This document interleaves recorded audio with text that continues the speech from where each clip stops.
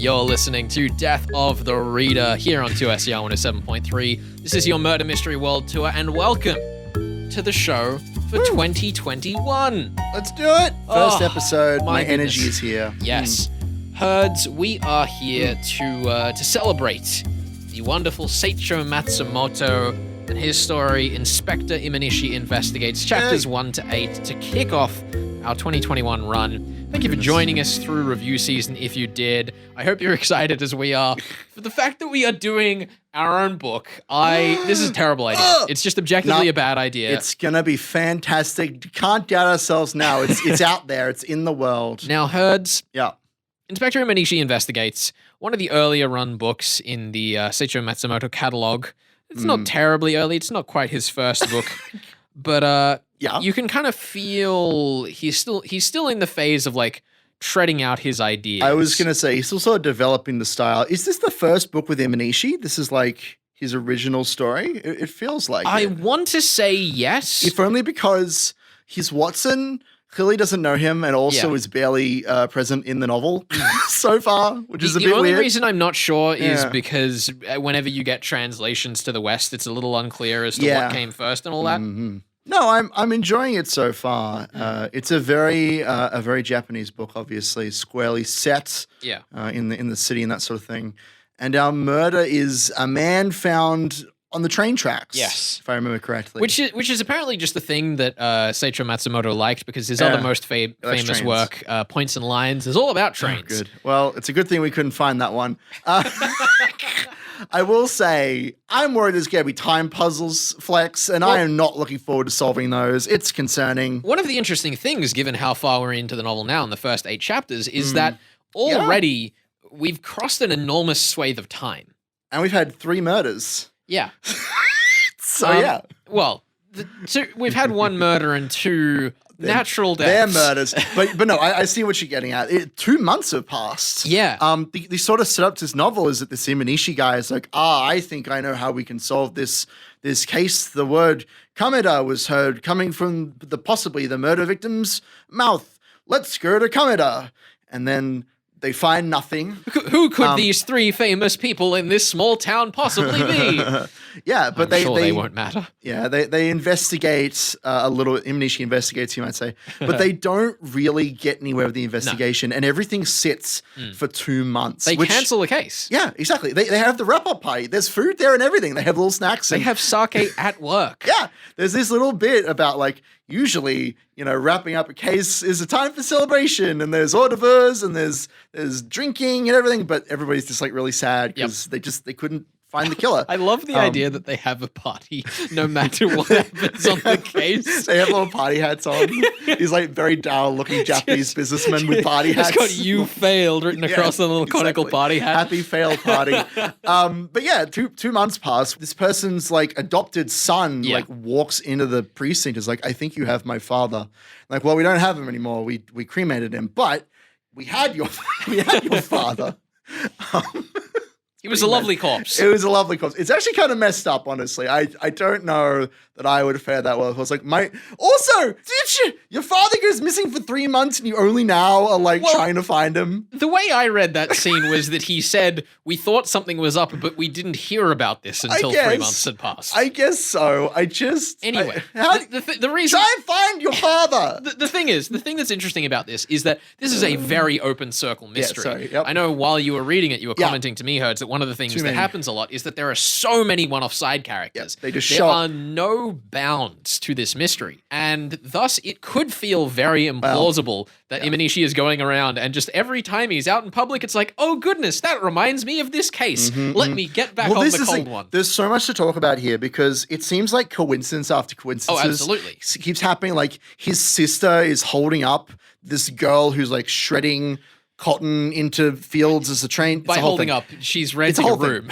She's renting a room at Imanishi's sister's like apartment block. And then the second that he goes to like interrogate her, she's apparently killed herself via pills. Like there's all these coincidences going on and all these side characters that only show up once. That said, I don't feel like it is an impossible story simply because because there is such a sheer size of cast and there is no like cast list, like I would expect in a closed circle murder case.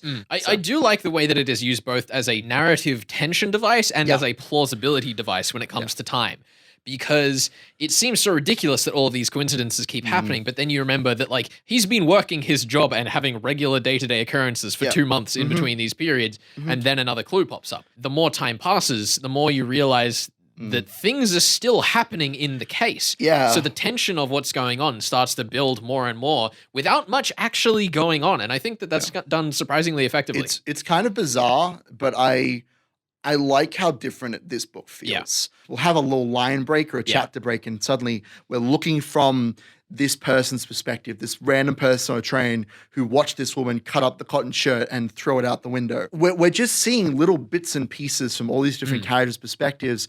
And so we're getting a very kind of broad look at Tokyo culturally, which I think is actually really cool. I mean, there's even a lot of diversity in where we go, because there's not only Tokyo itself, but we go up north to Kameda and out west. And there's so many different characters with each with these little details. And Seicho Matsumoto has clearly paid so much attention to the intricacies of how they do things. Oh, the dialects. Let's not talk about the dialects. Good grief. While we're talking actually about the dialects and the translation, I don't want to talk specifically about the dialects, but I did want to chastise whoever has done the ebook version of this.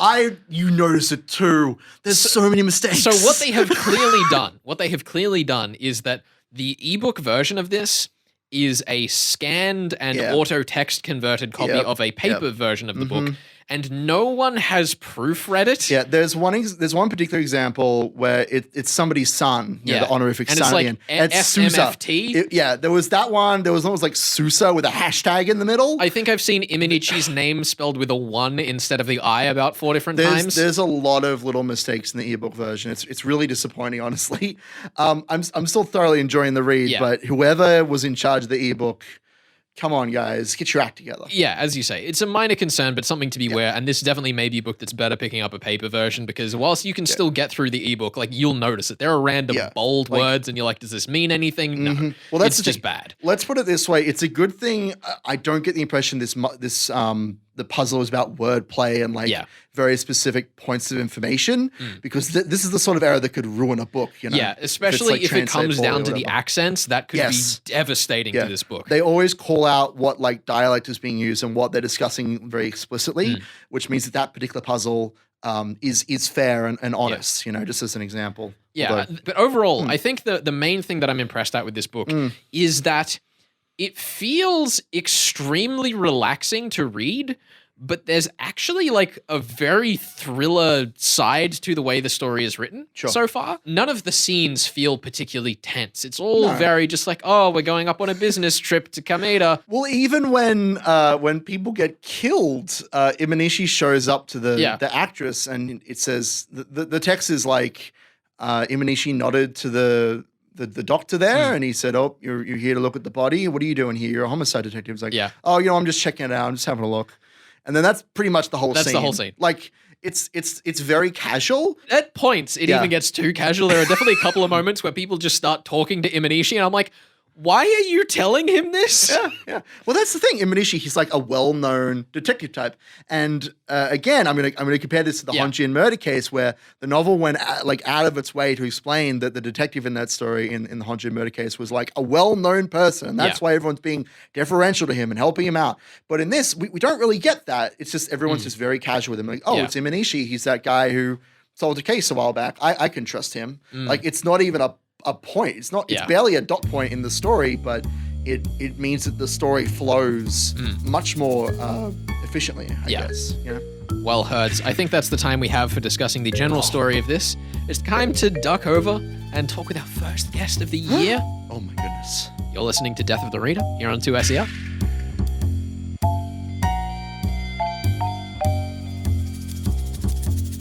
You're listening to Death of the Reader. Flex and Herds here with you on your Murder Mystery World Tour, and we are privileged to be joined by Dr. L.J. Owen, author of The Great Divide, the Dr. Pimms Intermillenial Sleuth series, and the head honcho of Terra Australis Readers and Writers Festival. L.J., first of all, congrats on your 3 Scarlet Stilettos at the end of last year, and welcome to the show.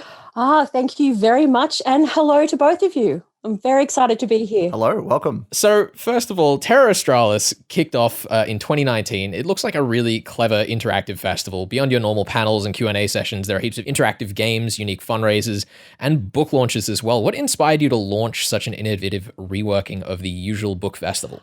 Tasmania, and particularly the Huon Valley. I first moved here sort of 4 or 5 years ago. It was a gradual process. And the Huon Valley is this incredibly creative place, and it's full of quite diverse communities. And the very first thing that happened was all these stories, all these murder mystery stories, all these historical stories that are popping into my brain as soon as I started wandering around and chatting to people. And after spending 1 full year here, particularly in the winter, which are long, the winters here are long and dark and bone-chillingly cold. They're just perfect for crime stories, I thought. And the Huon Valley hadn't had a writers' festival in the past, which I found strange because there are so many writers who live here, novelists, food writers, screenwriters, some incredible creative people live here. And I thought, well, we should have a writers' festival. It's pretty clear that you put a lot of creative energy and passion and innovation, and you had this huge lofty goal of like promoting literacy for the festival in 2019. It was hardly a surprise that when the 2020 edition of the festival was cancelled, you launched Book Love Tuesdays online. Could you tell us a bit about what that is and how it came to be? Really, that was about a way of keeping the community that we started to build around books, particularly crime and mystery books, going through the pandemic lockdowns. So once the lockdowns came into force, I think around March for us, we realised that we couldn't go forward with any face-to-face activities, particularly, again, with the children's activities that we had planned. So we had to sort of go off and have a think about how we could keep going with that, which took a while, till about July to figure that out. But what we thought was, well, we've got this big community of people who came to Terra Australis Mark 1, and we know they're still there. They're at the other side. They're on the other side of their computers. They still want to interact with writers. Writers who have books coming out this year really want to interact with their readers. How can we bring those two groups of people together? And I had personally participated in some really enjoyable online readers events on Facebook over in the US. And I loved the format. It was a format I'd never seen picked up in Australia. By about 4 or 5 iterations into Book Love Tuesdays, I had people messaging me saying it was the highlight of their week. They could look forward to that 1 hour as a space where they could interact with other book lovers and directly interact with the reader, with the writers, which they very rarely get to do, and share this very warm and book positive space, I suppose I would call it. Yeah, I mean, one thing that I love about the Book Love Tuesdays is the way that it inverts the normal Q&A, where the authors actually get to throw questions to their fans, and that means that the fans get to put their insights, and that can evolve into interesting discussions that, wouldn't have normally popped up in a normal kind of panel Q&A type setting. For example, Craig Sisterton, who did his on Southern Cross Crime when he released it, put us in touch with an interview he'd done on Soji Shimada, which was fantastic for what we're doing at the moment in terms of Japanese crime. Have you had any major highlights and discoveries or things you've learned about over the course of these discussions you wouldn't have otherwise? I think every single week I learned more about what readers like, and it's not always what writers expect. Our characters can actually come alive for them and be like their friends. And particularly through the pandemic, when people who were at home on their own, quite isolated for weeks or months at a time, they turned to books for comfort and for companionship in a way that I had sort of forgotten as a reader myself. Because as a writer, I get to live with other people in my head all the time. I'm never alone. Mm-hmm. Yeah. So I think, that connection between a lot of readers and the characters we create was underlined in almost every week. Your latest novel, which launched at the 2019 Terra Australis Festival, The Great Divide, set in the frosty fog of Dunton in rural Tasmania. Jake Hunter's new posting as a detective in the rural town is welcomed by a missing child, a homicide, and a bizarre history with the local home for orphan girls. What is it about Tasmania that led to you jumping into the growing field of atmospheric crime fiction set there? My first winter here. In fact, my first few nights here. So nothing prepared me for the bone-chilling cold of a Tasmanian winter. The air sucks the heat from your body. It's just unbelievable. And if you happen to be situated at a particular point on a hillside, not right down the bottom of a valley and not at the top, but a particular spot, you don't see the sun for days. The fog lifts to a certain point above water and it just sits there. It just stays there. And you wake up to this white glowing and this marvelous, horrific feeling of isolation. I think that's actually what helped me to sink my mind, my thought processes into the landscape and the geography and the weather here, and start to really feel how the story that's explored in the Great Divide could work here, and how the setting could really reflect the world of the people in Dunton. Yeah, I mean, on the note you're talking about, kind of the white wall out there reminds me of something that one of your panelists said at the CSI Tasmania talk at the 2019 festival. And on that note, actually, did anyone ever take you up on the challenge of a wine bottle in return for finding out where Dunton was supposedly located? Ooh, no, but if you can tell me, I'd be very impressed. I haven't figured it out, but maybe we should. Maybe that's our next project, Herds. Yeah, maybe that's next show idea. Let's go for it. So literally a very specific place on Google Maps where okay. I will just reiterate. So I created the town of Dunton. So it's not a real town, but the roads that they drive are real roads. And so the theoretical town of Dunton is set at a very particular location in Tasmania. Well, tell you what, Herds. Yeah, we'll stick it to the audience. If the audience wants to hit up L.J. Owen, see if you can figure out where the Great Divide is set, Dunton, Tasmania. You can win a wine bottle. You can. A bottle of wine, yes. We'll give them a week head start, Herds. We don't want to be unfair to the audience. That seems reasonable to me. Now, one thing that impressed me about The Great Divide was the way that it actually employs body horror, but also uses Detective Hunter's professionalism so that the significance isn't buried by other elements of the story. How important is Jake's role as the outsider to critiquing the local institutions in Dunton? For me, that was pivotal.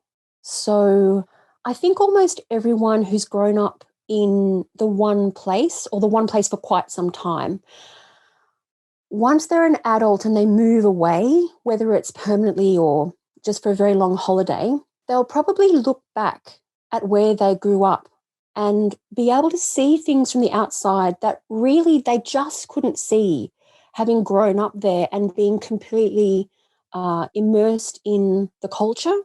And there are a lot of things about the culture in Dunton that the people who have always lived there just live. They don't see them. They can't see them because they can't step outside that reality. So Jake's role as an outsider was to see the little shifts in the way people thought when their minds were sliding off a truth that they didn't want to acknowledge, and the way that everyone did that. So that's just how you were raised without it ever being said to just ignore that. And everyone followed.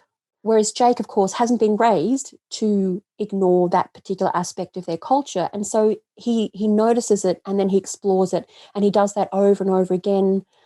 I think he would be the only person able to work out what's gone on, because he's the only person who's going to keep asking the difficult questions. Yeah, I think that was one thing that actually worked really well to me about Jake Hunter and Mina as a pairing in The Great Divide, is that they're both very clinical about their work, but it's almost as a defense mechanism that they're bouncing off each other to deal with something that is quite horrific. And I thought that worked quite well. And actually, on that note, you've mentioned you're working on 3 new things. Can we expect to see a return of Detective Jake Hunter, or is this his one outing to seal his fate? I will just give you the full answer. So yes, I have 8 different series that I've planned and that I'm working on. Obviously, it takes quite a bit of time to write each novel. So I have actually planned 6 more novels for Jake. He has like a character arc that goes over 7 novels in total. Now, I wrote The Great Divide in 5.5 weeks flat. I was impossible to live with when I did that. It tore me up inside to write that book. It was a really hard book to write. So I need to put a few novels between me and the next Jake Hunter novel. I can understand that. So he will have further investigations and most likely set in a fairly similar sort of type of Tasmanian setting, but probably not Dunton. I haven't quite decided. So there will be more Jake Hunter, but not for a little while. I need, as a writer, to spend more time in other worlds before I go back to his world. Oh, you could always write a book where Jake Hunter goes to Disneyland and has a good time and hangs out. I just have a feeling poor Jake things would not go well. This wouldn't work out. Murder on the roller coaster. Oh no. Well, LJ, thank you so much for joining us here on Death of the Reader. It's been an absolute pleasure having you and reading through The Great Divide. Thank you. I've had a really marvellous time chatting to you. In fact, I know we don't have time. I could keep chatting for hours. It's been great. So thank you so much. No worries. If you want to find out more about The Great Divide or Book Love Tuesdays, you can find details up on the podcast, and we will also be sharing the Book Love Tuesday posts as they go live through 2021. So keep an eye on our Facebook page for that if you're curious. LJ, thank you once again. You're listening to Death of the Reader. We are discussing Seicho Matsumoto's Inspector Imanishi Investigates, and we'll be back with more of that in just a second.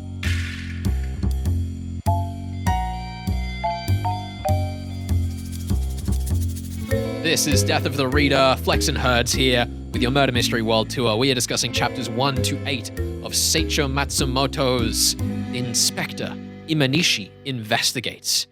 It's definitely one of the better titles I've had for a translated work in a while. It's nice and snappy. Like it has the same feel as Sayonara Slam, which is like that's a Western title taking advantage of the way the language sounds. And Inspector Imanishi Investigates is an English wordplay with what was originally a Japanese title. So very good. My applause to the translators, aside from the mess they did with the ebook.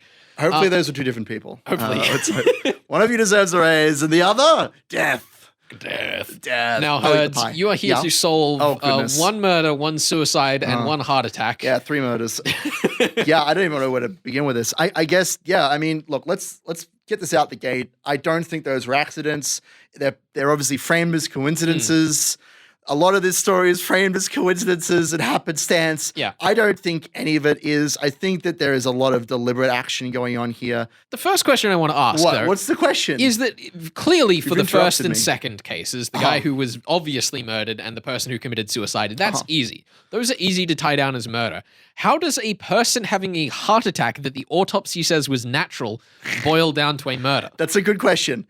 I want to call Chemical X, drug X. Oh, no. I'm going to say that there's some drug.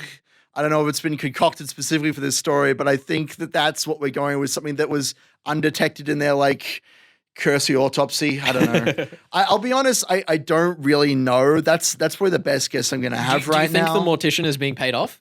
Oh, God. I hadn't even thought about, oh, my goodness. What if they are? But there are multiple people in that room, though. There's the mortician and their like associates as well. And Imanishi even sees the autopsy being carried out. So it's possible. It's possible. I'd have to go over them again. Well, it's also possible that either of those other people in the room could point out the flaws later on in the story. I have a question. Remind me, is that the same guy who was at the scene of the crime with the suicide girl? I want to say yes. Because if it is, and this is only if it is, then I would actually push that point because that doctor also says there's no need to carry out an autopsy. I will say, just so it's out the gate, and this seems obvious to me, but I'm 100% certain that the killer is among the Nouveau group. I don't think that should surprise anyone. We have 4, I believe, characters. We have Waga Erio, Takabe Toyoshiro, Sakigawa Shigeru, and Katazawa Mutsuo. They're such a strange group. It's like, yes, these are the modern day media personalities driving the world wild in the 1950s. And my favorite line in the entire book so far was, that's Waga Erio, the composer. Yeah. His intent is to destroy the nature of conventional music. Yeah, well, they're kind of, in a way, they're kind of contentious. They're like, ruining traditional notions of media or whatever. Yeah. But in my mind, and I think also in Flex's mind, they're very much like a boy band. Yep. Like they're always together, these four, even though they do completely different things. They're a composer, a playwright, a critic, And seemingly a hate painter. each other. They seemingly hate each other, but it's one of those things where like on the surface, like, yeah, bud, how you going? But then behind closed doors, like, yeah, he thinks he's the leader of the band, or like, it's so bad. I will say though, my only note for Takabe is France? Because He's going to France. Because Katazawa said he's going to France, and I was like, but what if that's a lie? I don't think it is, because he then has a conversation with him. But who knows? Who knows? But yeah, I look, the way that they're presented is like, these are four characters who clearly have nothing to do with the story, but then we spend a ton of time with them. Yeah. Specifically Waga and Sekigawa. Here's the thing, is that with those characters and their love interests, it's very easy to tie them to the suicide and the heart attack. Sure. Because that is a related circle of people around the avant-garde theater where one of them is putting on their plays and the other is writing critiques. Like that is a circle of individuals. Sure. What does the random police officer from rural West Japan under a train car have to do with it? Well, here's the thing. We know that those two people that have been accidentally murdered, I believe them to be accomplices, or at the very least to know too much. The woman Noriko was spotted throwing the cotton from the shirt. It's such a good scene. Because like a university professor comes in and he's like, oh yes, I saw this young damsel throwing paper out a window. Nice legs. It was gorgeous. And then Detective Imanishi's like, throwing paper out a window? The shirt! Yeah, Because he's been looking for a bloody shirt the entire... It's so well delivered. Yeah, and then he only finds like bits and pieces of it, which is fantastic. It's like walking, getting a heat stroke, picking up random scraps of paper by the side of the road. It's phenomenal. He has a thought where he's like, I should really hire a bunch of labormen to like mow this entire, like the length of the track either side. Stations. Like, that seems reasonable. Yeah, this is fine. That seems fine. Speaking of, we get a lot of clues in Comedica, sorry. We learn a lot of things, such as this is where the murder victim comes from. Yep. And specifically, we learn a lot about the man himself and the dialect that he speaks. There are a couple of things that I thought were really, really interesting. I think are deliberately important. When his son comes to collect his ashes, the story makes a point that this is his adopted son and not his biological son. Also, the fact that the old T-man says that you wouldn't speak in that dialect to strangers because it's considered embarrassing. So I think that the killer, because we know that this murder victim was like nothing but a good person, I think that the reason why we're being told all this information is that not only is the murder victim familiar with the killer, but that the killer is their son. Maybe, I'm not sure if adopted or biological. That's the part that I'm not entirely certain of. Right. But I think that's why the adoption and like the fact that this guy saved a bunch of kids from fires and landslides and things is being brought up so many times. I think that what is happening is that the either adoptive or biological son of this like nice cop guy has basically said, hey, why don't you come and meet up with me? It'll be just like old times. I'm going to contact you after all these years. And then he's whacked him. And the reason is he's trying to like hide his heritage. Okay.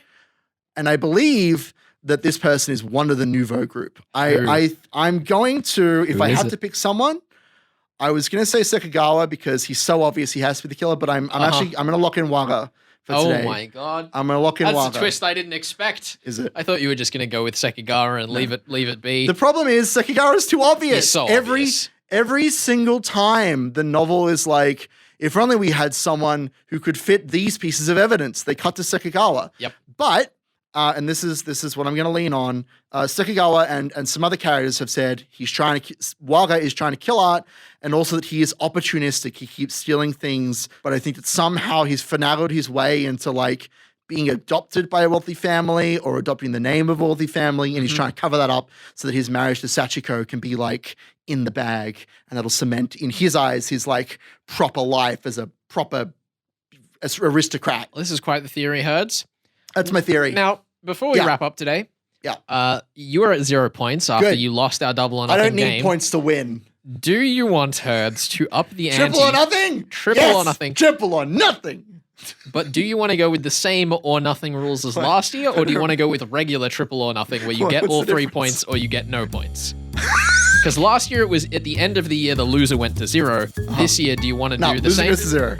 Okay, Loser loser goes to 0. All right. Let's continue to drive these points into the ground. Let's go. Alrighty. I'm in. Thank you for joining us for our first episode discussing Seicho Matsumoto's Inspector Imanishi Investigates. Chapters 9 to 13. This is Death the Reader. We're Flex and Herds. We'll see you back here bright and early next time.